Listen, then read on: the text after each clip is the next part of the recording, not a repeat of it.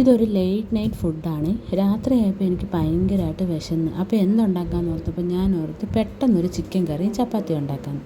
അപ്പോൾ കുറച്ച് ചിക്കൻ എടുത്ത് അതിലേക്ക് കുറച്ച് മഞ്ഞൾപ്പൊടി, മുളക് പൊടി, ഉപ്പ് ഇട്ടൊന്ന് ഞാൻ ഫ്രൈ ചെയ്തെടുക്കുവാണ്.